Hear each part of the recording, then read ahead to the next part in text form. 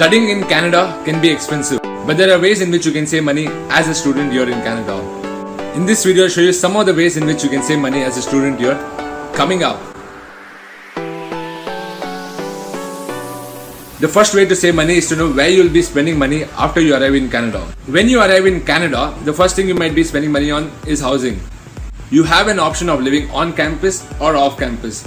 I would recommend you to look for an apartment off campus which is close to the university so that in case public transportation is not good in your city, you can walk up to your college. Living off campus can easily save you $200 to $400 a month when compared to living on campus. You can go through websites such as Kijiji and Craigslist where you have an option of looking for apartments which are close to the university and then try looking for best deals. For example, in my university, the on-campus rate is $900 per month. But there are apartments which are close to the university where you can share an apartment and bring down the cost to $500 a month. Check online websites such as Kijiji and Craigslist for buying household stuff before going to the store because you can get it for a cheaper rate or sometimes for free. You might be spending around $400 to $600 a month on a meal plan, whereas you may just be spending around $200 a month by cooking food at home. And as much as possible, take food with you to your university so that you will not be having to eat outside every time. After having food cooked at home for some days, you can have a meal outside. For example, you can cook food from Monday to Friday and then reward yourself on Saturday by having food outside. So, by this, you'll not have in your mind that you're making a lot of sacrifices to save money and you'll start to enjoy more and save money at the same time.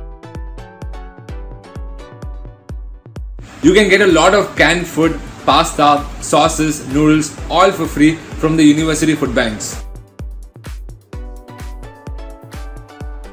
At the grocery store, you might want to purchase food items of no-name brands. This will bring your cost down. Another brand which I feel is a lifesaver for students is a great value brand at Walmart. They have all sort of food items and are much cheaper than the other products. At the grocery store, have a list and a budget so that you're not spending a lot on extra things, and also calculate the cost of all the items that you're purchasing so that you're staying within a budget.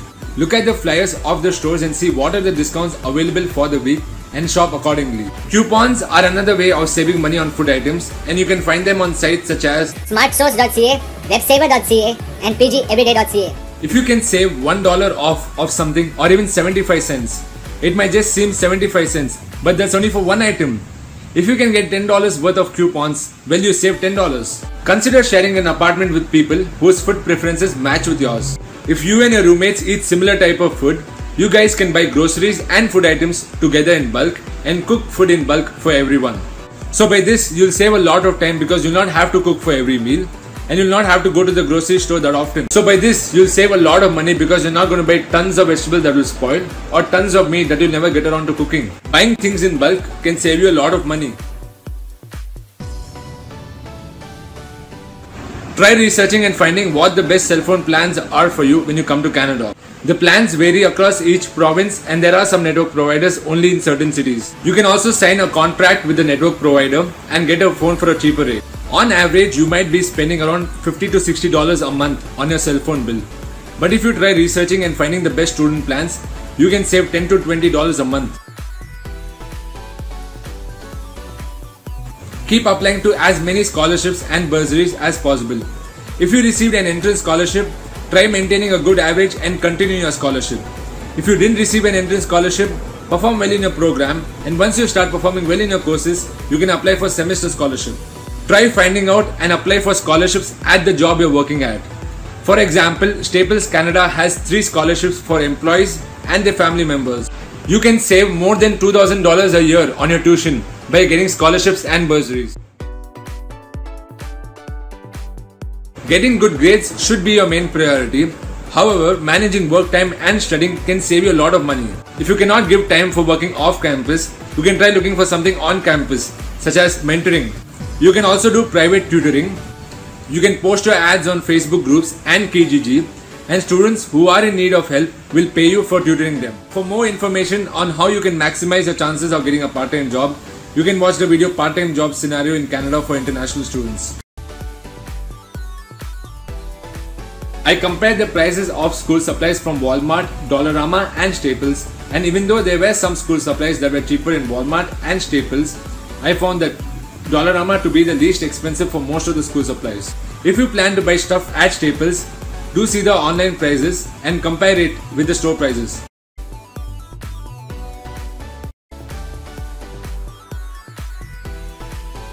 Going out for movies can be pretty expensive, so make sure you make the most of university events.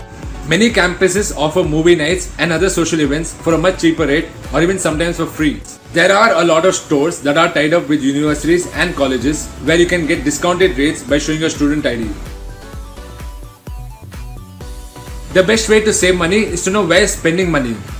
Try using your credit card or debit card for most of your transactions so that you don't have to keep a note on each thing you spend. Every week, see what you spend money on and track your expenses through online banking statements and receipts. And add all these expenses down. So by keeping a note on all your expenses, you can try and see if you can reduce on certain costs. For example, if you're buying coffee 5 days in a week and each day you're spending $4, that means you spend $80 a month on just coffee. Instead of having coffee outside 5 days in a week, you can try reducing it to 2 times in a week. By this, you can save $50 a month.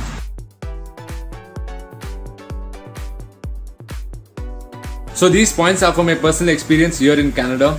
If you have any suggestions, do share it in the comment section of the video and feel free to ask your questions. And please do subscribe to my channel for more videos like this. If you like the video, do hit the like button. Thank you for watching.